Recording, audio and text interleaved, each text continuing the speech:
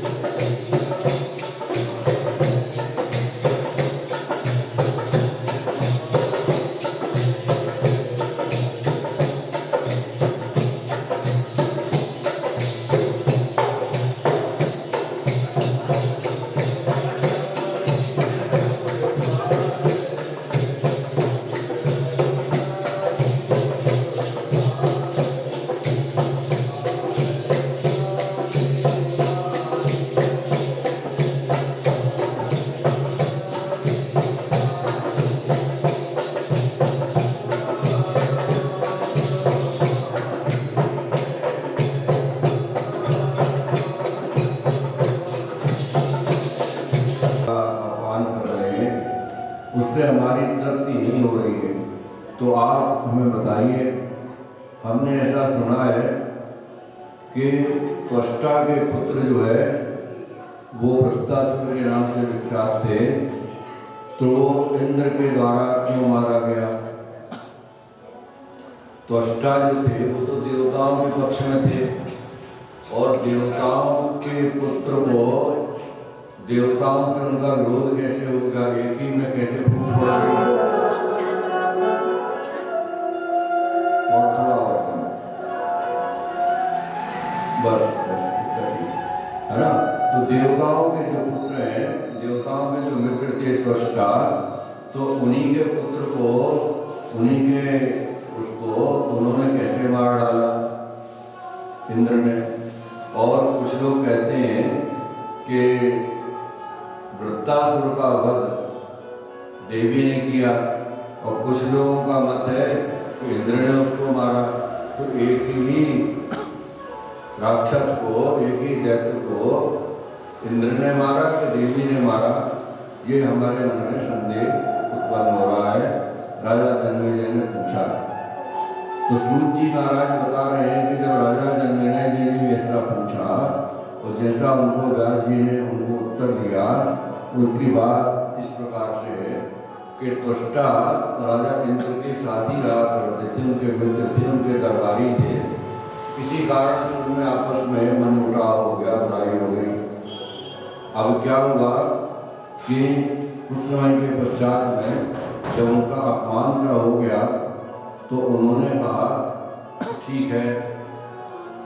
उनने एक पुत्र उत्पन्न किया, और उनके जो पुत्र थे त्वष्टा के, वो उनके 3 सिर थे, तो उनका नाम हुआ त्रिशिरा, जिनके 3 सिर वो त्रिशिरा।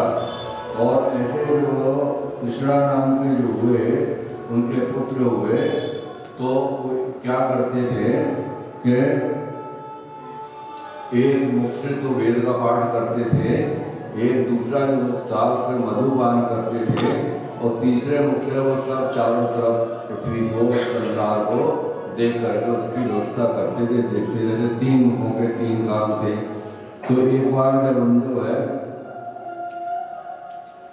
जब वो बड़े, लेकिन उनका रूप बड़ा सुंदर था, तो वो अपनी तपस्या में लग गए, और उन्होंने बड़ी भारी तपस्या की। बरसात के दिनों में वो बिल्कुल अपना कम से कम कपड़े पहन करके बरसात को झेला करते थे। गर्मी के दिनों में पंचाग्नि तापते थे, ठंड के दिनों में बहुत ना के बराबर कपड़े पहन करके इसका ठंड सहन करते थे। तो ठंडी, गर्मी, बरसात सब सह करके उन्होंने भगवान को जो है बहुत तपस्या की। अब कौन विश्वरूप भी नाम था उनका, और एक नाम तीसरा भी था। तो अब जो है हमेशा की तरह वही बात हुई कि कोई तपस्या करता है तो इंद्र को बड़ी तकलीफ हो जाती है। इंद्र को वही परेशानी हो गई कि ये तीसरा जो तपस्या कर रहे हैं, कहीं कि हमारा पद, हमारा इंद्रासन तो नहीं लेना चाहते, तो बस उन्होंने क्या किया, उनकी तपस्याओं में विघ्न डालना चालू कर दिया। पहले उन्होंने बहुत सी अप्सराओं को वहाँ से भेजा, उनने विभिन्न प्रकार की माया फैलाई, हाव भाव दिखाए, लेकिन उन तीसरा उनका ध्यान जो है तपस्या से बंद नहीं हुआ। जब उनका ध्यान उस तपस्या से बंद नहीं हुआ, इंद्र जो है खुद वहाँ आए और उन्होंने बहुत प्रकार से कोशिश की। जब वो तीसरा मुनि का ध्यान बंद नहीं हुआ तो उन्होंने अपने वज्र का प्रहार कर दिया। अब वज्र का जब प्रहार हो गया तो वो तीसरा मुनि की मृत्यु हो गई, उनके सिर कट गए। और उनके जो सिर कट गए, लेकिन वो गिरे कुछ इस तरीके से कि ऐसा नहीं लग रहा था कि ये मतलब उनकी मृत्यु हो गई हो, वैसा नहीं लग रहा था, वो जीवित से जान पड़ते थे। तो उन्होंने क्या किया, तो उन्होंने जो है वहाँ पर उनको बुलाया। एक कक्षा नाम के घाट पर बहुत दृढ़ कार्य है तुम्हारा, ये सब नहीं करना चाहिए, लेकिन इंद्र माने नहीं, उनको प्रलोभन दिया, पहले हम तुम्हें बहुत सा धन देंगे, ये देंगे, वो देंगे, यज्ञ का भाग देंगे, ऐसे उनको प्रलोभन में डाला। तो उन्होंने उनके सिर काट दिए। कितना गलत काम किया था इंद्र ने। तो इसके बाद में क्या हुआ, तो उन सिरों से बहुत से पक्षी निकले, किसी से तीतर बटे निकले, किसी से दूसरे, किसी से गोरैया आदि जो पक्षी उड़े उनसे निकल गए। कुल मिलाकर के जो तीसरा या जो वो महात्मा थे उनकी मृत्यु हो गई। अब उनकी जो मृत्यु का समाचार उनके पिता को मिला, तो त्वष्टा को मिला, तो उनको बहुत दुख हुआ और दुख के साथ साथ उनके हृदय में क्रोध भी उत्पन्न हुआ। उन्होंने कहा ठीक है, हम देखते हैं। उस समय के पश्चात बृहस्पति के पास जाकर बताया, तो बृहस्पति उनके गुरु ने उनकी वर्षना की कि इंद्रदेव तुमने बहुत गलत काम किया है, वह तीसरा तुम्हारा क्या बिगाड़ रहा था, तपस्या कर रहा था, मुनि था, ब्राह्मण था, और तुमने ऐसे ब्राह्मण की हत्या कर दी, तुमने देवता होकर के ऐसा गलत काम किया। बहुत दुखारा, बहुत प्रकारा, उसको बहुत वर्षना की। लेकिन अब इंद्र तो इंद्र है, चाटुकारा करके हाथ में जोड़ करके गुरुदेव को मना लिया कि कोई उपाय बताओ, कोई उपाय बताओ। तो गुरुदेव ने कहा देखो वृत्तासुर तो अजय है, वो मारा नहीं जाएगा, है ना, और अब तुम अपनी कोशिश करके देख लो, जाओ लड़ो, युद्ध करो। तो सब देवता मिल करके अपनी उन्होंने सेना तैयार की और वृत्तासुर के बाद में वृत्तासुर के पास जाकर के युद्ध करने लगे। वृत्तासुर से जब युद्ध होने लगता है तो वहाँ पर भारी अपशकुन होने लगे। जब किसी शुभ कार्य के लिए निकला जाता है या किसी काम के लिए निकला जाता है तो हमारे शास्त्रों में शकुन और अपशकुन इनका भी बड़ा महत्व बताया गया है। शुभ शकुन होते हैं, अशुभ शकुन होते हैं, संकेत मिल जाते हैं। तो वहाँ पर इंद्र अपने युद्ध करने के लिए जाने लगे तो उनको अशुभ अपशकुन होने लगे, लेकिन उन्होंने प्रारंभवश उनके ऊपर कोई ध्यान नहीं दिया और युद्ध करने के लिए वो तैयार हो गए और भारी युद्ध हुआ। और युद्ध के पश्चात जब कोई नहीं जीत सका तो वृत्तासुर ने जो है बहुत अपना भारी रूप बनाया और भारी रूप बना करके इंद्र को पकड़ लिया और इंद्र को पकड़ के उसके कवच सब तोड़ दिए, उसके वस्त्र वगैरह भी सब उतार दिए और उसको अपने मुंह में रख लिया, उसको मुंह में रख लिया। आप जब इंद्र को मुंह में रख लिया तो जितने भी देवता थे उनके साथ में अग्नि वरुण कुबेर सब भाग गए इंद्र के पास से। इंद्र को उसने मुंह में रख लिया वृत्तासुर ने, और जब इंद्र को मुंह में रख लिया तो सब देवता बड़ाए सब गए ब्रह्मा जी पर, महाराज क्या करें, आपने वरदान दिया है इसको। तो अब ब्रह्मा जी ने क्या किया कि जबाई, तो हम आप सबको जबाई आती है ना, जबाई की रचना की। उसके पहले उन लोगों को जबाई नहीं आती थी पुराण के अनुसार, तो जबाई आई, तो जबाई की रचना की तो वृत्तासुर को बड़ी जोर से जबाई आई और जैसे ही जमानी आई तो उनके मुख में तो था ही वो, अपने इंद्र ने अपने हाथ पैर से कोड़े और हाथ पैर से कोड़ करके वो इंद्र के मुंह से बाहर निकल गया। अब इंद्र के मुंह से बाहर तो निकल आए, लेकिन फिर इंद्र ने बहुत पिटाई, इंद्र की बहुत पिटाई हुई, वृत्तासुर ने बहुत पीटा फिर उसको और पीट पाट के भगा दिया। इंद्र भाग गया, सारे देवता भाग गए, जीत गया वृत्तासुर और जीत करके अपने पिता के पास आया और कहता कि हमने आपका काम कर दिया, आप हमारे भाई तीसरा को इंद्र ने मारा था और इंद्र को हमने मार पीट के भगा दिया, अब तो आप चिंता मत करो, हरा दिया ये तुम्हें। तो उन्होंने कहा ठीक है बेटा, तुमने तो अच्छा किया, इंद्र को हरा दिया, वो अभी भाग गया है लेकिन बड़ा कपटी है और उसका हमेशा सावधान रहना, अभी तुम्हारे पास कोई शक्ति नहीं है, तुम बहुत साधारण हो, तुम तपस्या करो और तपस्या करके अमर होने का वरदान ले लो, फिर इसके बाद तुम इंद्र को मार डालना, ऐसी व्यवस्था उन्होंने कहा। तो ऐसा उसको समझाया कि तुम जा करके जंगल में जा करके तपस्या करो पहले।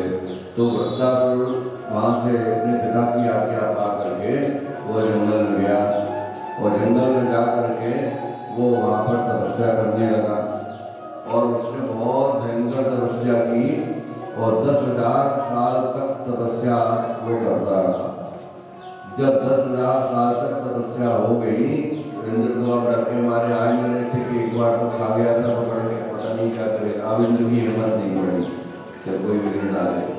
ब्रह्मा जी आए, ब्रह्मा जी ने कहा कि ठीक है बेटा, तुम्हारी तपस्या पूरी हो गई, अब तुम वरदान मांगो, क्या चाहते हो।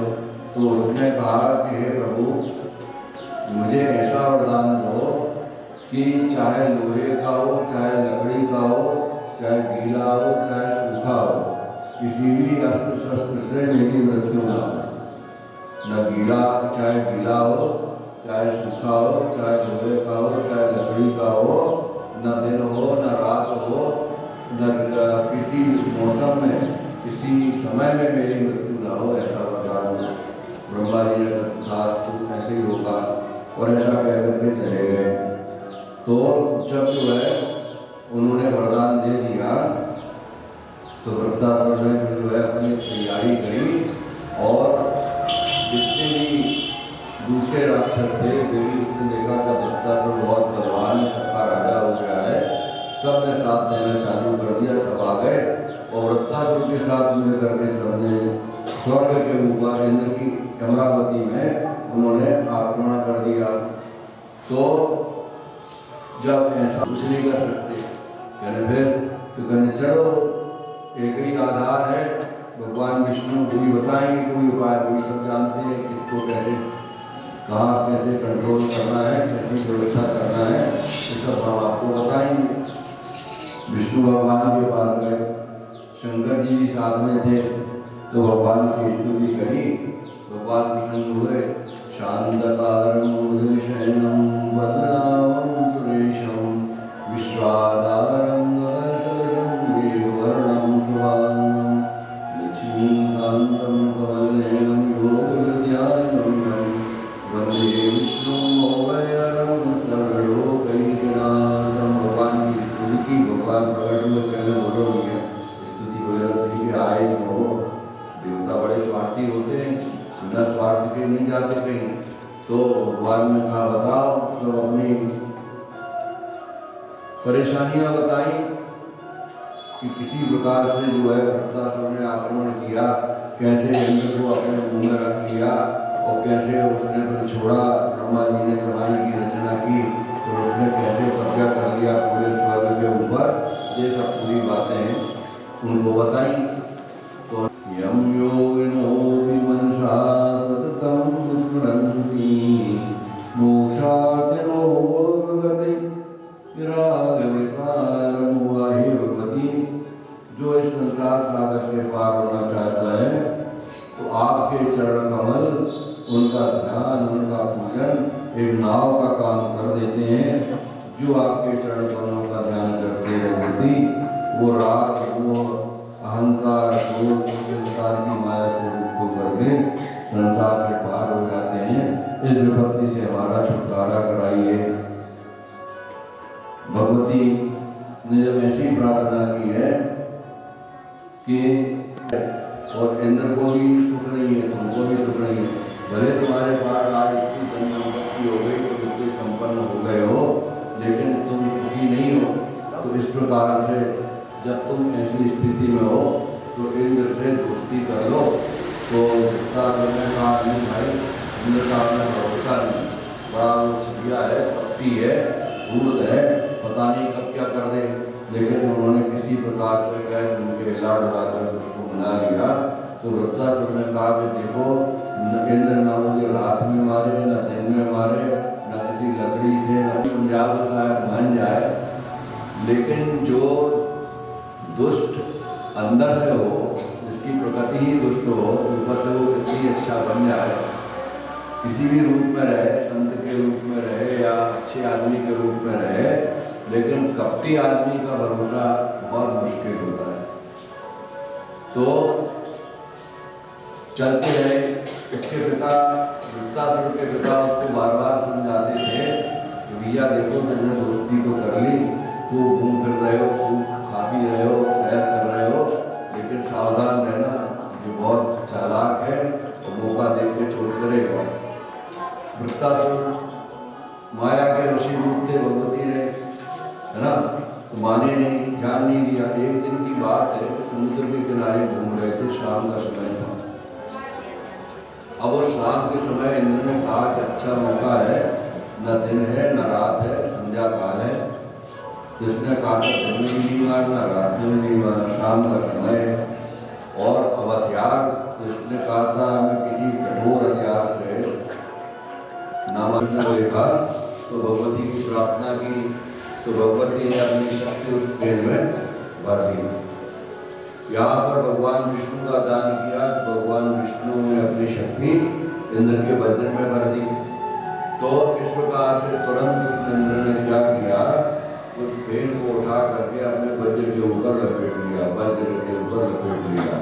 अब वज्र के ऊपर जब उसका वो पेड़ निपट गया, तो वो ना तो शस्त्र ही ना रहा, पेड़ कोई शस्त्र होता है, ना वो लकड़ी है, ना पत्थर है, ना लोहा है, कुछ नहीं है, पेड़ है, पेड़ बस। लेकिन वो भगवती के आशीर्वाद से और भगवान विष्णु की कृपा से वो बड़ा भारी दुर्दर्श हो गया। इंद्र ने उसको मारा, उसका वध कर दिया। अब उसका वध हो गया और इंद्र वहां से बड़े प्रसन्न होकर के अपने इंद्रावती, जिससे इसको अच्छा सबक मिले, ऐसा उनके पिता को बड़ा भारी क्रोध हुआ। वृत्तासुर के पिता को भारी क्रोध हुआ। लेकिन क्या करें, समुद्र की गति, समुद्र के भेद से उनकी हत्या कर दी गई थी। तो उन्होंने जब ऐसा कर दिया तो उनकी पादों किया, तो पश्चा ने कर दी, अपने पुत्र का संस्कार कर दिया, अंतिम संस्कार, और इंद्र को शाप दे दिया कि जिस प्रकार तुमने विश्वासघात करके मेरे पुत्र की हत्या की है, उसी प्रकार का फल तुमको मिलेगा, तुम्हारे साथ भी ऐसे ही होगा और तुमको भी बहुत दारुण दुख प्राप्त होगा और ब्रह्म हत्या का पाप तुमको भोगना पड़ेगा। तो इंद्र राजा तो बन गए, फिर से राज्य मिल गया, स्वर्ग मिल गया, सब सारी सुख सुविधाएं उनके प्राप्त हो गई। लेकिन सारी सुख सुविधाएं प्राप्त होने के बाद भी उसके मन में शांति नहीं थी। ब्रह्म हत्या चारों तरफ उसके घूमती रहती थी, उसको अंदर से कष्ट होता था कि मैंने ब्राह्मण की हत्या कर दी, मैंने मुनि की हत्या, निरपराध मुनि की हत्या कर दी। तो तीसरा भी ब्राह्मण था, वृत्तासुर भी ब्राह्मण था, दोनों की हत्या हो गई। ब्रह्म हत्या का श्राप जब उसको लगा तो दिन रात वो उदास रहे। तो चारों तरफ संसार में उसकी कीर्ति खत्म हो गई, उसका यश हो जाते थे, सब उसकी बुराई करने लगे, सब उसको निंदा करने लगे, कोई सम्मान नहीं करता था। तो ऐसा कहा गया है कि जिसकी कीर्ति नष्ट हो जाए, जिसकी बदनामी हो जाए, उसका जीना कठिन हो जाता है, कुमड़े के समान हो जाता है। इंद्र भी इस प्रकार से सारे सुख थे उनके पास, इंद्राणी भी थी और जो है पूरे सुख सुविधाएं थी, लेकिन किसी में उनका मन नहीं लगता था। तो कल उसके जीवन को धिक्कार है जिसकी कीर्ति नष्ट हो गई हो, जिसकी बदनामी हो गई हो, ऐसा इंद्र मन में उड़ते रहते थे।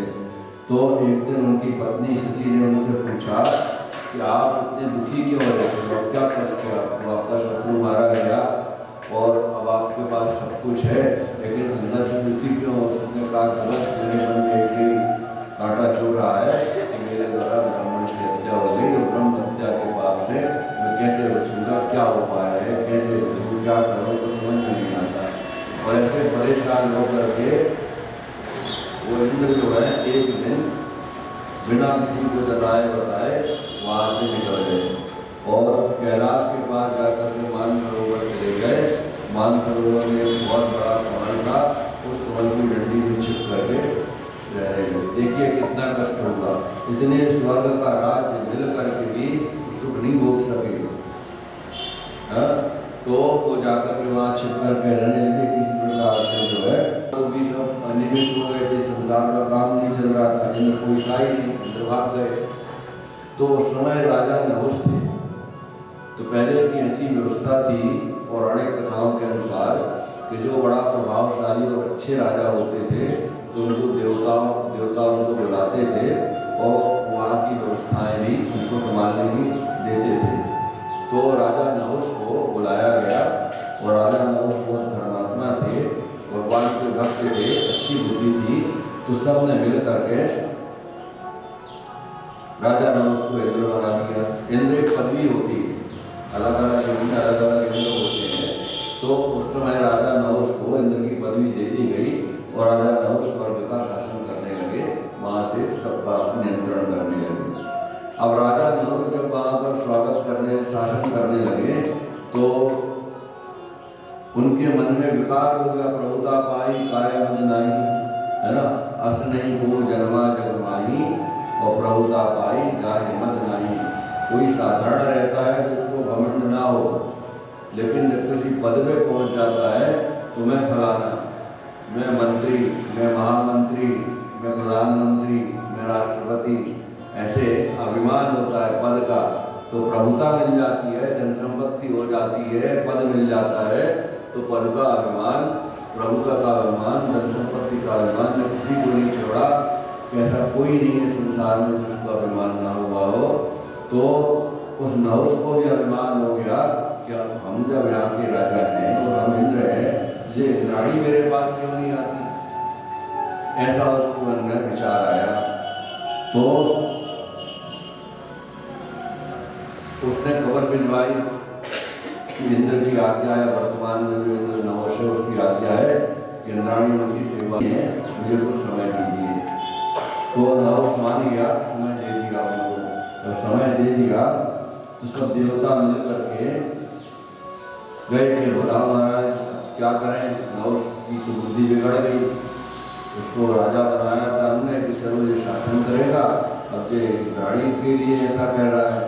तो भगवान विष्णु ने कहा कि भैया अपन से नहीं बनता, तो देवी की शरण में जाओ, उन्हीं से पूछो क्या करना।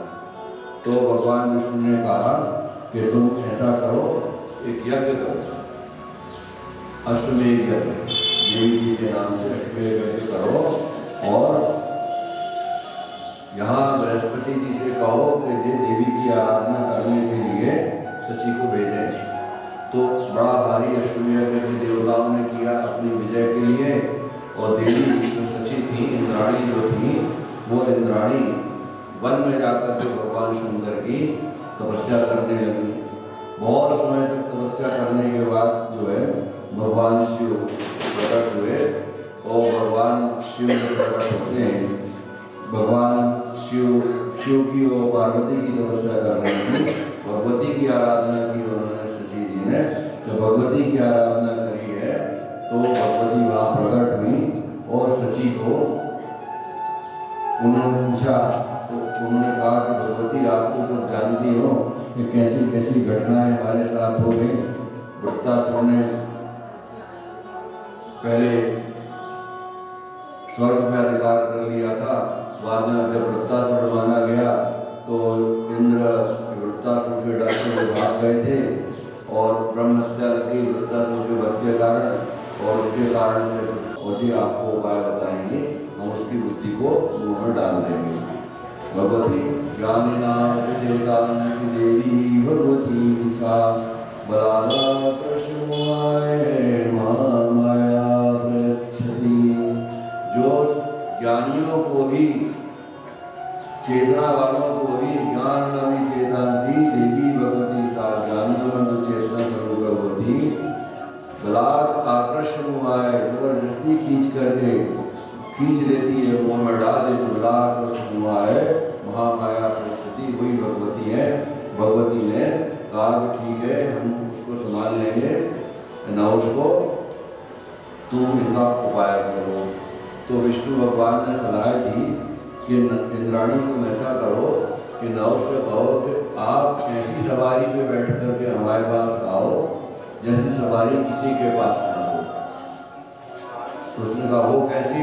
कि एक पालकी बनवाइए और उस पालकी को ऋषि मुनि ढोए, साधारण आदमी नहीं, जानवर नहीं, ऋषि उस पालकी को लेकर के आए और ऐसी पालकी में बैठ करके जब तुम हमें लेवाने आओगे तो हम फिर तुम्हारे साथ चलेंगे।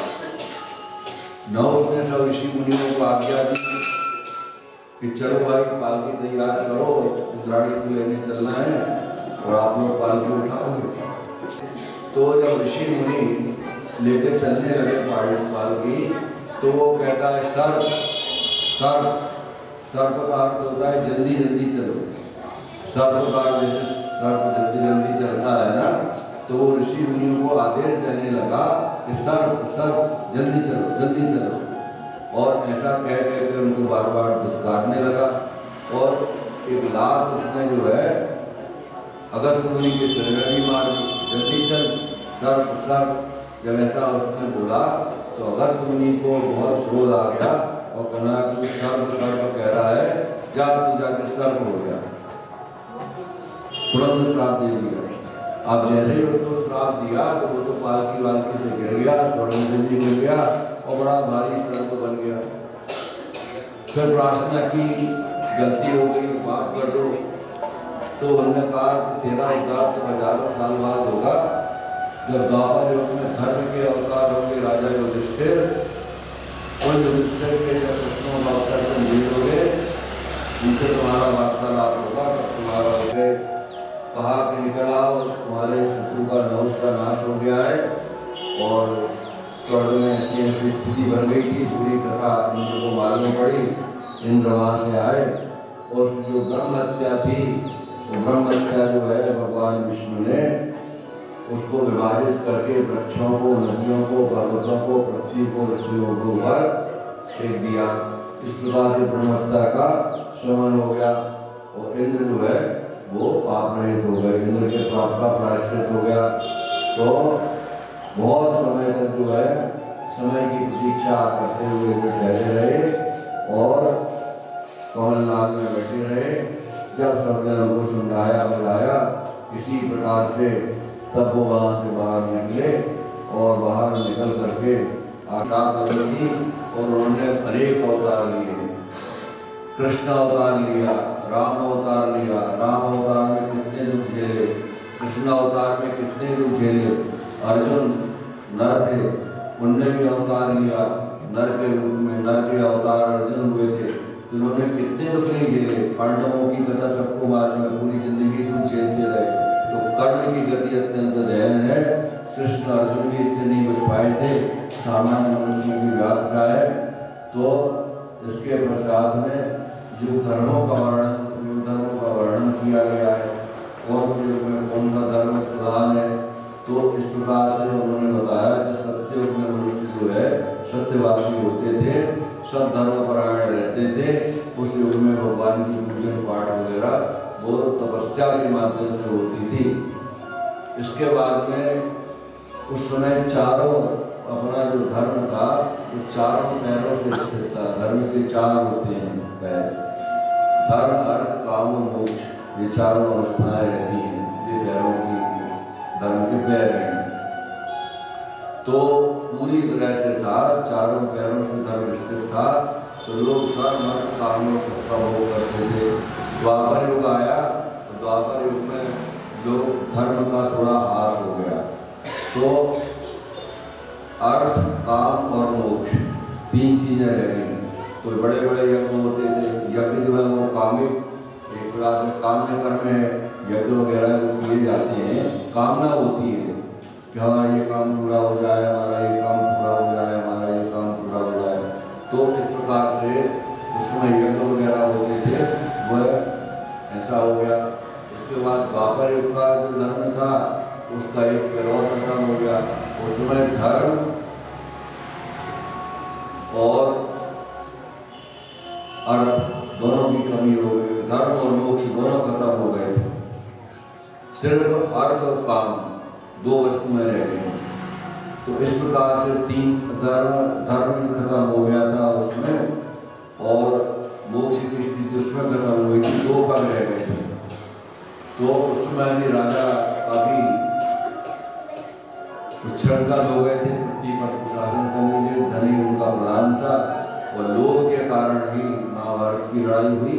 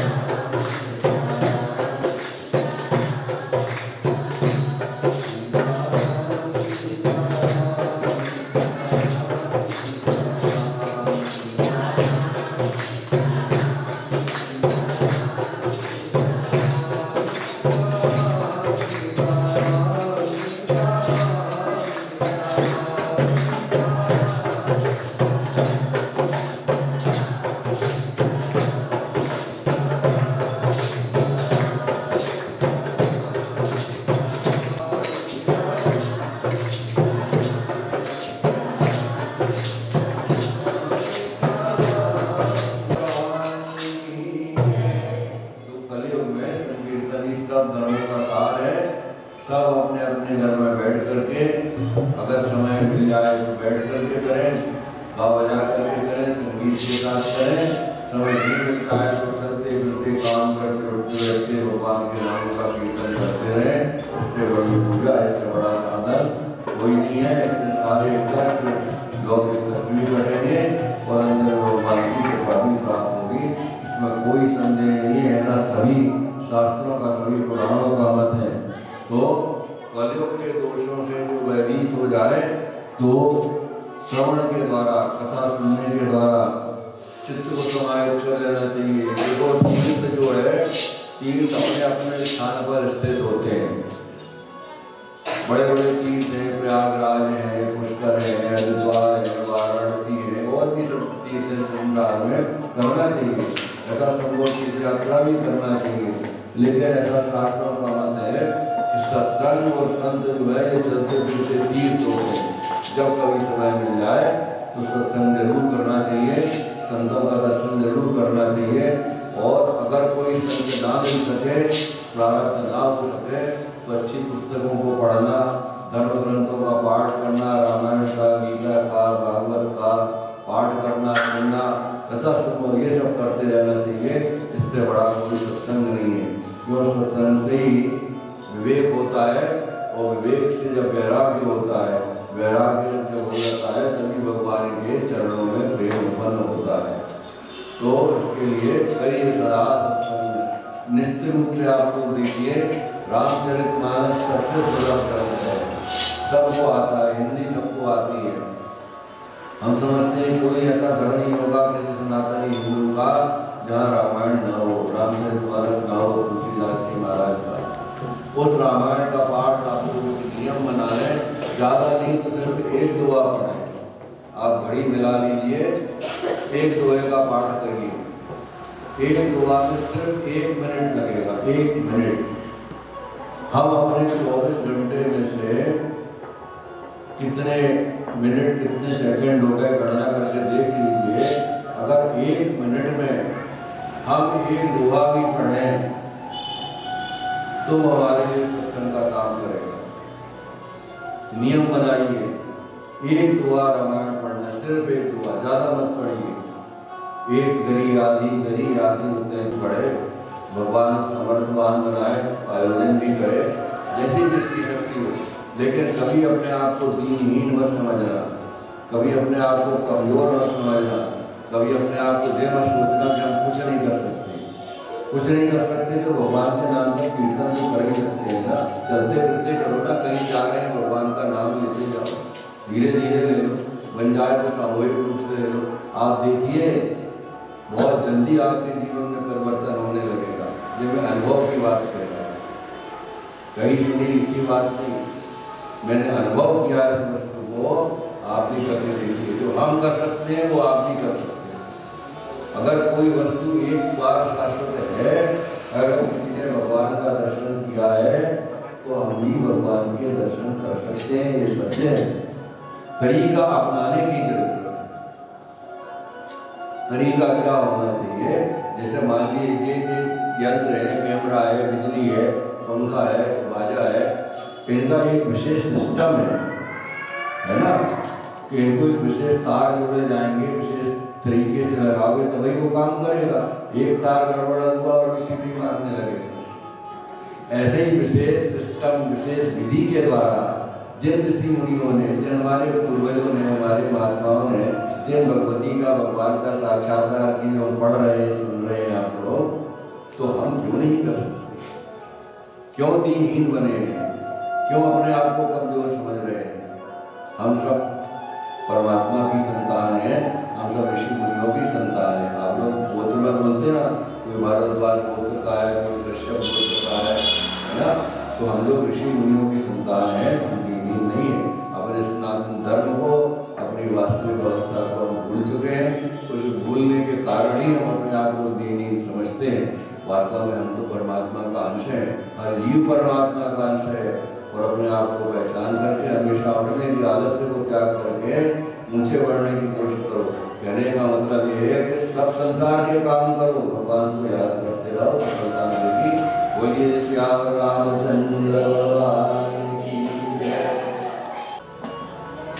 ने पूछा कि ये वशिष्ठ जी जो महात्मा ब्रह्मा जी के पुत्र थे और भगवान राम के वंश के कुल गुरु थे, तो वशिष्ठ जी का नाम मैत्रावर्णी कैसे पड़ गया?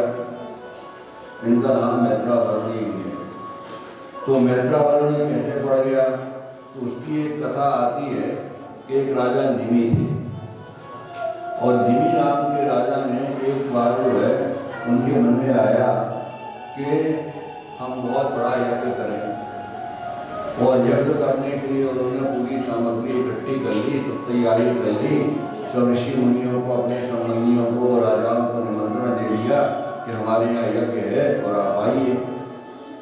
और जब तैयारी कर ली तो अपने गुरु बृहस्पति के पास गए। वो एक शात्रु वंश के राजा थे, राजा निमि, राम के पहले के थे। तो ऋषि उनके बृहस्पति जी के पास गए, तो बृहस्पति जी ने कहा तुमने पहले नहीं बताया भैया, हमने तो इंद्र को वर्ण कर लिया है, इंद्र के यहाँ यज्ञ करने जाना है हमको। दूसरे को बुला लिया और न सोचा न विचारा और सीधे जाकर उनको श्राप दे दी, पहले तुम विदेह हो जाओ। विदेह का मतलब तुम्हारी देह खत्म हो जाए, है ना, तुरंत श्राप दे दिया। अब राजा निमि जो थे उस समय यज्ञ में लगे हुए थे और कहा एक ऐसे सिद्धांत है, ऐसी व्यवस्था बताई जाती है कि जब हम कोई पूजा पाठ वगैरह का काम करें तो क्रोध का त्याग कर देना चाहिए, लोभ मोह अहंकार सबका त्याग कर देना चाहिए। राजा निमि उस समय सत्व भाव में स्थित थे, उनके हृदय में क्रोध नहीं था। तो उन्होंने कहा देखिए गुरुवर, इसमें हमारी कोई गलती नहीं है, हमारी तैयारी हो चुकी थी, आपसे कहा था कि हमारा यज्ञ करा दो, लेकिन आप लोभ में पड़ गए।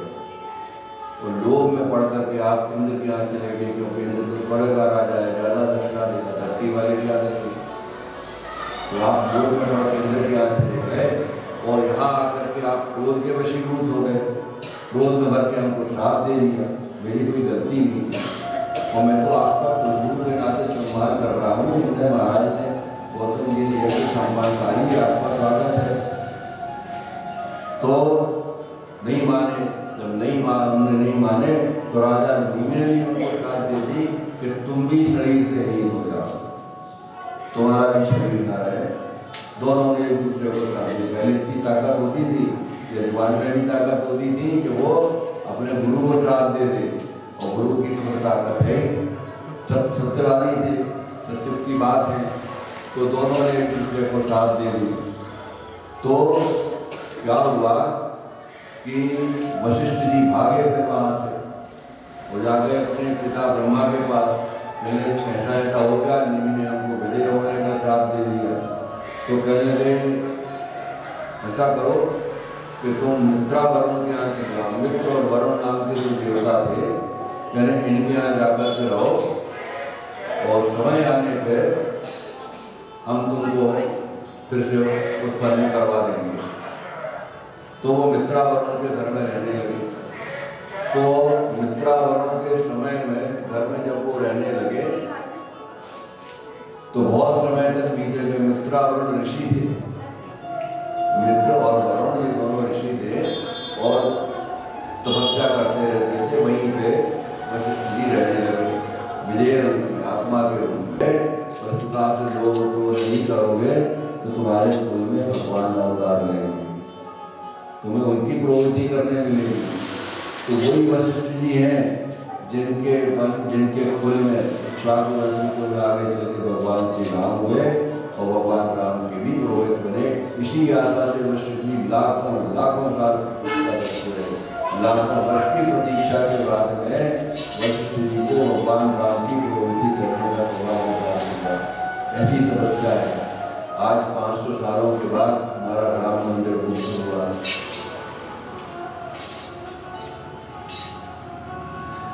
भगवान श्री राम अपने स्थान में बैठ गए। हम सबका परम सौभाग्य है, हम सब बड़े भाग्यशाली हैं। लाखों वीरों ने आहुतियां दी, लाखों लोग मरे, तब वो राम मंदिर में भगवान बैठे हैं। इसलिए जो अभी चले गए हो, अयोध्या हो आए हो, वो तो भाग्यशाली है। आप लोग सब जरूर जब जिसको जैसा समय मिले कभी अयोध्या जाके भगवान जी के दर्शन जरूर करना, क्योंकि हम लोग बहुत भाग्यशाली हैं, बहुत किस्मत वाले हैं। तो हमको हमारे समय में प्रभु विराजे। तो महर्षि वशिष्ठ जी ने लाखों साल प्रतीक्षा की सिर्फ इसलिए कि भगवान राम के दर्शन हो जाए। इसके बाद में जन्मेजय जी ने पूछा कि आपने भी ब्रह्महत्या की बात कही है, लेकिन इस संसार में क्षत्रिय हुए है वंशी, है वंशी क्षत्रिय हुए। इन्होंने ब्राह्मणों की हत्या की थी, लेकिन तुम्हारी जांग से एक पुत्र उत्पन्न होगा और वो तुम लोगों की आगे चल करके रक्षा करेगा। तो इस प्रकार से जो है ये जो राजा लोग उसके पीछे पड़े थे, उसको दौड़ा रहे थे हत्या करने के लिए, वो गर्भवती थी। तो तुरंत क्या हुआ, उसके गर्भ में जो शिशु था उसने सुन लिया, चीत्कार चिल्ला रही थी, बचाने की, रक्षा करने की प्रार्थना कर रही थी। तो गर्भस्थ शिशु ने सुना कि मेरी माँ बहुत कष्ट में है, तो वो जान को चीर करके निकल आया। और इतना तेज था उस बालक का कि उसके बालक के देखते वो जितने जो आतंकवादी थे, जितने वो क्षत्रिय आतंक कर रहे थे, सब अंधे हो गए और अंधों की तरह यहाँ भटकने लगे। जब ऐसी स्थिति बनी तो वो सारे क्षत्रिय जो है जाकर के उसी ब्राह्मणी की शरण में गए, उससे क्षमा मांगी और क्षमा मांगने के बाद में उससे अनेक प्रकार की प्रार्थना की। तो जब उन्होंने प्रार्थना की है तो उनको फिर उन्होंने क्षमा कर दिया और क्षमा करने के बाद में फिर वो अपनी पूर्व स्थिति में आ गए। तो अवतार लेना पड़ा। पृथ्वी पर आकर के तमसा और जमुना के तट पर वो रहने लगी। वन था, उसी तट पर वो निवास करने लगी। जब ऐसी स्थिति बनी, ईश्वरस्य यः सा रामेश्वर इति, ये संस्कृत का वाक्य है। रामेश्वर रामे राम ईश्वर सा रामेश्वर इति, जो राम का ईश्वर है वो रामेश्वर हुआ। और भगवान शंकर इसकी व्याख्या कैसे करते हैं? राम ईश्वरस्य सा रामेश्वर इति। भगवान शंकर कहते हैं कि राम जिसके ईश्वर हैं वो रामेश्वर, यानी मेरे ईश्वर राम। भगवान शंकर कहते हैं मेरे ईश्वर शिव। दो भगवान शिव भगवान राम है, भेद नहीं है। भगवान राम ने तो यहाँ तक कह दिया है कि शंकर बिना भगति नर कबहु न पावे मोरी। जो भगवान शंकर की भक्ति करता है उसी को राम की भक्ति प्राप्त होती है। अब ये घटना हुई, उसमें गौर कीजिए। हाँ, कोई काम की नहीं, मुक्ति तो छोटी सी चीज है, हाथ में है। जिसको भगवान की भक्ति प्राप्त हो जाए उसके लिए मुक्ति की बिरादरी नहीं है, कोई मतलब। अरे मुक्ति के बाद क्या करोगे, भक्ति थोड़ी होगी। लेकिन अगर भक्ति मिल गई तो मुक्ति तो करता रहते, चाहे जब ले लो। इस प्रकार से ये सब कथाएं हैं। आगे चल करके धृतराष्ट्र के जन्म की कथा, पांडवों की कथा पुराण में आई है, वो भी सब आपको हम बना चुके हैं। वही महाभारत की कथाएं सब उन्होंने अपने अवतारों से की हैं। और इस प्रकार से नारद जी का मोह की भी जो कथा हुई है, जो पहले आप लोग सुन चुके हो, उन कथा को करते हुए व्यास जी महाराज ने राजा जन्मेजय को ये देवी भागवत महापुराण का जो 6वां स्कंद है इसकी समाप्ति की घोषणा की है। कल से 7वां स्कंद यहाँ प्रारंभ होगा। तो कल 8, 9 3 दिन में 6 स्कंद करना है ना। अभी तो कथा बड़े आराम से चल रही है, कल से थोड़ा है।